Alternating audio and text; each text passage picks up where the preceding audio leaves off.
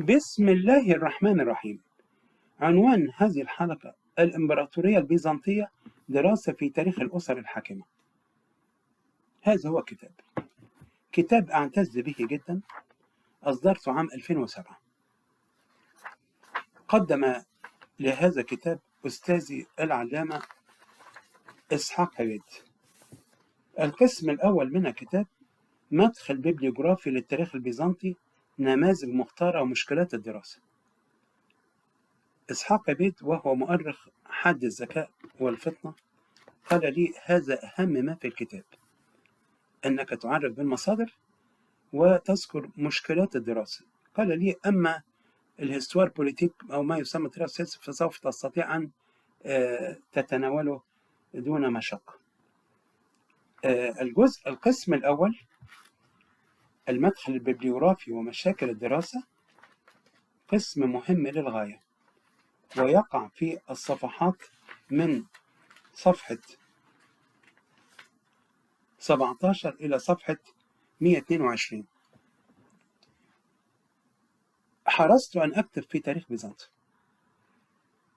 لأن هناك مناطق اتصال بين بيزنطة والحروب الصليبية.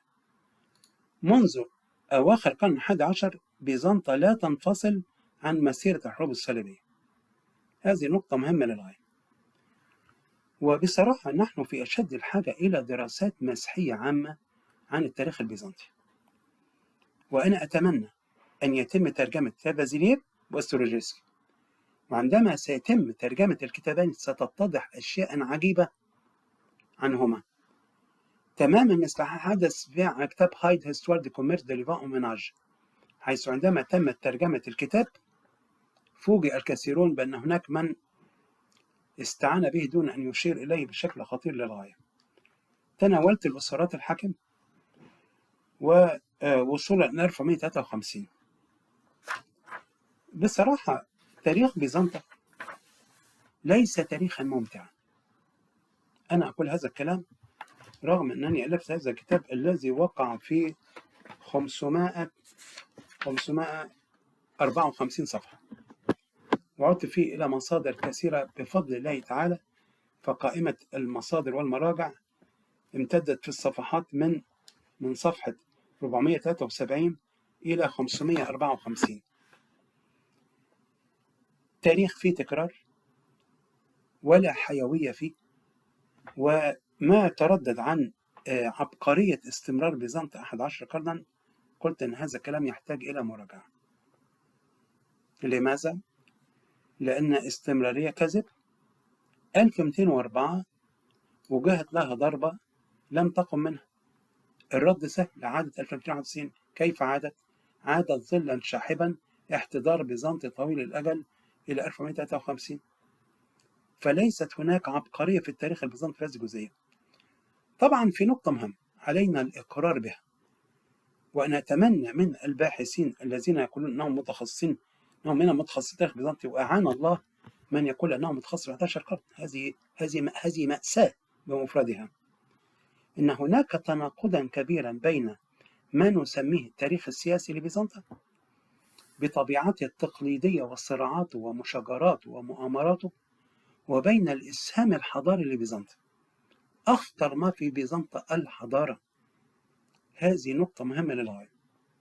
المسلمون استفادوا من التراث البيزنطي من أجل التراث اليوناني من خلال بيزنطة، خلال هاوس اوف ويزدم حركة الترجمة. طبعا الكتاب فيه عيوب. الآن أقول أنا أصدرت هذا الكتاب عام 2007، مكتوب على الغلاف أستاذ تاريخ الثلاثي. أنا رأيي واضح، لا يوجد شيء اسمه ثلاثي. ودكتور قاسم أعجب جدا بهذا الكتاب، ورأى أنه يتفوق على كتاب أستاذنا حسين ربيع الذي قدم كتابا عن الدولة البيزنطية، وأغلب اعتماده على المراجع، مع تقديري لجهد هذا المؤرخ الرائد الذي تخصص في العصر الأيوبي بشكل كبير. أهم شيء بصراحة المدخل الببليوغرافي ومشاكل الدراسة، لأن هناك من الباحثين من يتناول تاريخ بيزنطة دون إدراك مشكلات دراسة التاريخ البيزنطي. المشكلات هي البوصلة التي تعلم الباحث الأمور كيف تسير. الامتداد الزمني للتاريخ البيزنطي 11 قرن. النطاق الجغرافي للمملكة البيزنطية وانعكاساته، هذه نقطة مهمة للغاية. الطابع الرسمي للمصادر التاريخية. استئثار العاصمة القسطنطينية بحجم التأليف التاريخي. المركزية الأوروبية وتأثيرها على معالجة تاريخ بيزنطة، هذه نقطة رئيسية. مؤسسي الأسرات البيزنطية الحاكمة ودورهم الريادي. مشكلة الطابع الذكوري للتاريخ البيزنطي وتغيير دور المرأة خاصة البعيدة عن السلطة، هذه نقطة علينا الانتباه لها. فبالفعل هناك العديد من المشكلات. الطبيعة الجدلية للتاريخ البيزنطي، وجود أكثر من رؤية تقويمية له، هذه نقطة مهمة. طابع ديني لمصادر تاريخ المملكة البيزنطية، هذه أيضا زاوية علينا الانتباه لها. فبصراحة مشاكل، طبعا من المشاكل مشكلة تأثير القيادات الكاريزمية، ومواقع الكتابة التاريخية العربية الحديثة عن التاريخ البيزنطي. المشكلة الإقليمية، هذه نقطة مهمة. إلى الآن لا يوجد كتابة أكاديمية سيرفية أو ما يمكن وصفه دراسة مسيحية عامة عن التاريخ البيزنطي،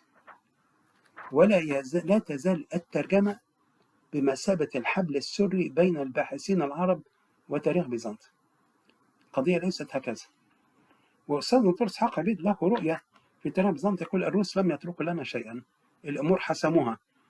فازيليف وستورجيرسكي، طبعا هناك كتابات حديثة جدت بعد هذا، ولكن التركيبة الأساسية ولا تزال هناك كتابات لا وجه للمقارنة دون أن نقع في مأزق التغريب. فازيليف بيزنطي لزراب، هذا عمل. وطارق منصور المؤرخ الفاضل الذي يعتبره المؤرخ الأول للتاريخ البيزنطي بدبع عين شمس، يقول لا، فازيليف ده ملوش حل، وفعلا ملوش حل.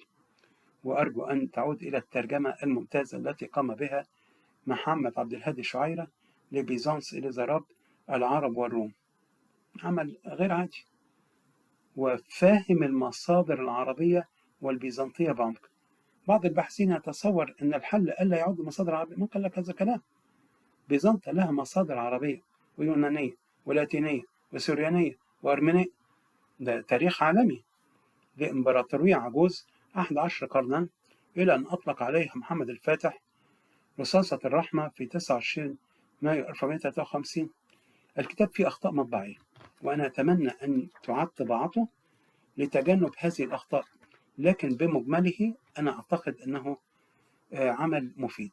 أهم ما فيه بصراحة تعريف المصادر ومشكلات الدراسة، هذه نقطة رئيسية. ولا يزال هناك سؤال مهم، وهو أين نحن من الكتابات الغربية؟ إلى الآن لا توجد لدينا نظرية لتفسير التاريخ البيزنطي، ولا زلنا نقع في مأزق الترجمة. أين النصيحة الذهبية التي قالها دكتور نوار: لا نتأورب ولا نتأمرك إنما نكون أنفسنا؟ للأسف الشديد مفتقدة. وطالب مركز أبحاث دراسات بيزنطية ومجلة علمية للدراسات البيزنطية. وبصراحة أتمنى المترجم الذي يترجم فازيلييف وأسترجيسكي، الكتابان المذكوران في غاية الأهمية، ومن العار علينا أن يظل الكتابان المذكوران أسيران للغة الإنجليزية ولا توجد ترجمة لهما. هذه مصيبة، لأننا عندما يتم الترجمة ستتضح لنا أشياء في غاية الخطورة. شكرا جزيلا.